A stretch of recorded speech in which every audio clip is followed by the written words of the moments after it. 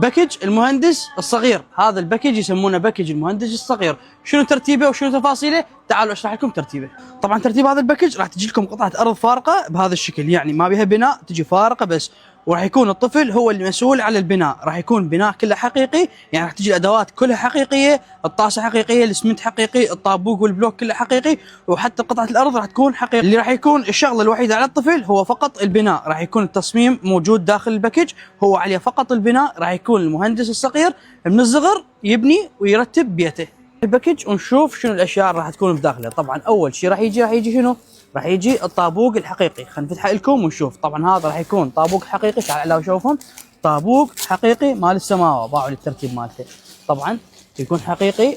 الكيس الاول كان طابوق، راح يكون طابوق مالته حجم كبير، والكيس الثاني راح يكون الطابوق الربع او النص، طابوقه الصغيره بس باعوا. هاي الطابوقه راح تكون بهذا الشكل مدور وصغير. حتى طاسه البناء راح تكون متوفره. الكرتون راح يكون به السياج اللي راح يكون خاص بالبناء، او السياج مال المنزل الخارجي بهذا الشكل. طبعا هذا راح يكون السياج الخارجي للمنزل. واهم شيء هي المواد الخاصه بالبناء اللي هي الاسمنت، لكن هاي ماده خاصه تكون بالنواعم اللي هي تكون تفاصيل البيت، يعني البيبان والشبابيك والسياج وحتى الطاسه. شيء اللي يكون موجود اللي هي قطعه الارض اللي حكيت لكم عنها. طبعا هاي قطعه الارض راح تجيكم بهذا الشكل. هذا راح يكون الطابق الاول، وهذين التفاصيل مال الطابق الثاني اللي راح يبني بهن الطفل. اخر شيء شنو عندنا؟ اخر شيء عندنا الخارطه مال البناء. راح تكون خارطه كامله للبناء مفصله تفصيل تام للطفل، او حتى الكبار يقدرون ياخذونها او يبنون. طبعا بناء كله حقيقي، وراح يكون